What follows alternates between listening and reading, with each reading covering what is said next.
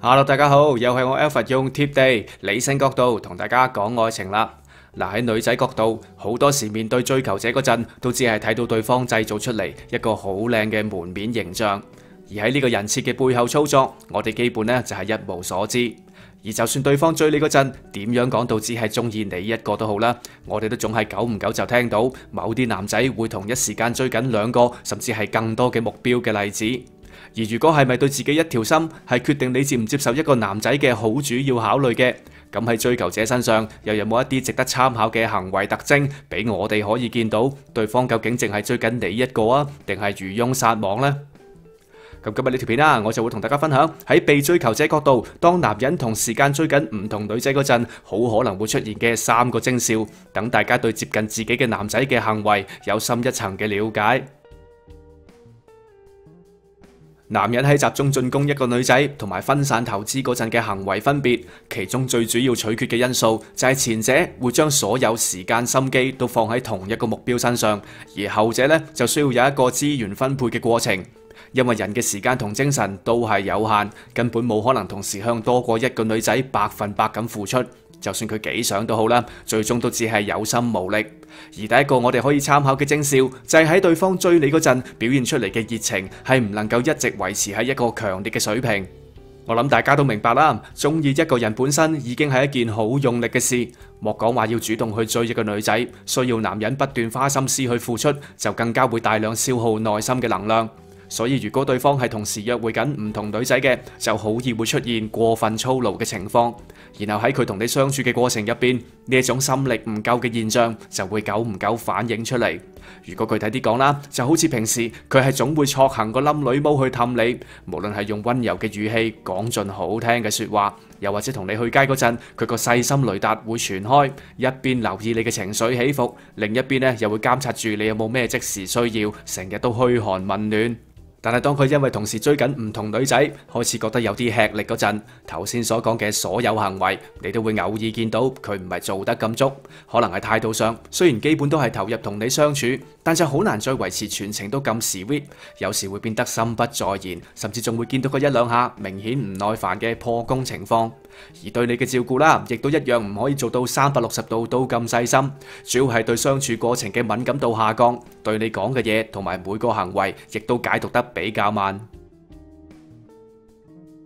嗱，大家都會講時間就係金錢，但係說穿了啦，其實時間就係我哋嘅人生，亦都直接限制咗我哋可以做到幾多嘢。所以第二個，當男人同時追緊唔同女仔嗰陣會出現嘅徵兆，就係佢對你投放嘅時間比例係明顯唔夠穩定。嗱，聽到呢度，如果大家未係好 get 到嘅，可以試下諗下，如果一個男人對你足夠有 feel，而你又係佢唯一嘅女神嘅，咁佢一定會將人生所有可以抽掉，甚至有時連唔可以抽掉嘅時間都預留晒俾你。而喺你角度，你就會見到佢會定期約你，而如果你因為唔得閒想約另一日，甚至係臨時改時間，對方基本都係會照單全收。而就算你哋唔係見面嗰陣，佢都會用好多時間同你 message。當然啦，你同追你嘅男仔可能係唔會咁密集式咁見面同埋 WhatsApp 嘅，但你都會明確感受到，只要係你想嘅，佢就總會 stand by 喺你身邊。嗱，喺度可能你會問啦，喂，就當佢係同時追緊兩個女仔，咁好正常，都係將佢啲時間50-50平分啫。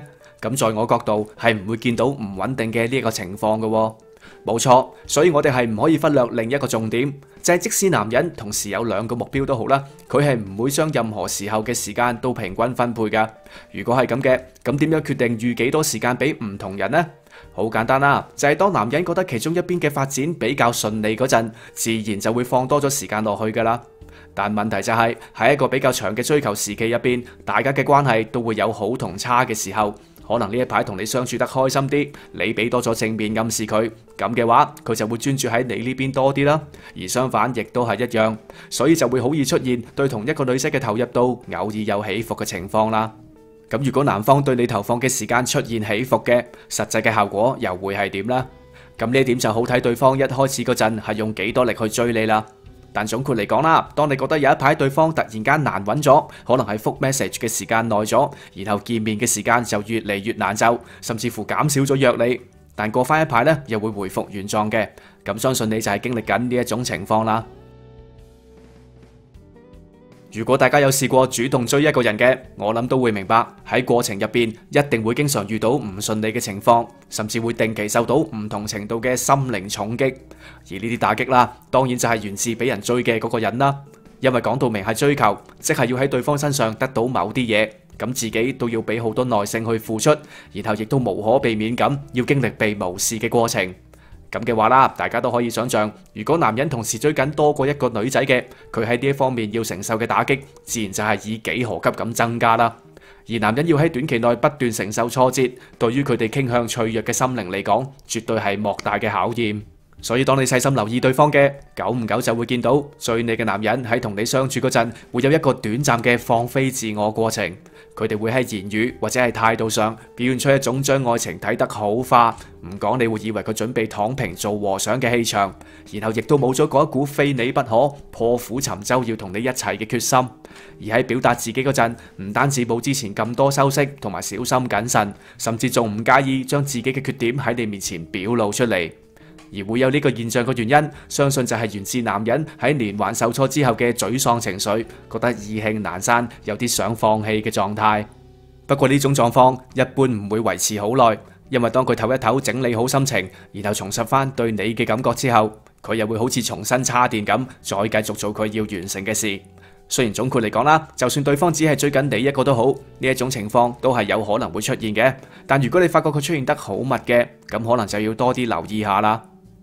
經過今日分析嘅重點之後，相信可以俾大家從追求者角度更多咁了解當下嘅形勢。喺呢一個相對長嘅準拍拖時期，雙方嘅拉鋸同追逐嘅過程入邊，盡量攞到準確嘅情報，等你無論喺決定 DQ 對方，定係做翻啲嘢拉翻對方翻嚟都好，都可以快人一步去處理。而另外一點大家要小心嘅，就係我哋有時會將漁翁撒網同 hea 追嘅呢兩個行為混淆。佢哋雖然有某啲類似嘅地方，但如果細心觀察，其實係有明顯分別㗎。首先前者啦，係會比較明確咁表達心意，然後者一般都唔會明刀明槍咁出手。因為 hea 追嘅其中一個精髓就係要做到進可攻退可守。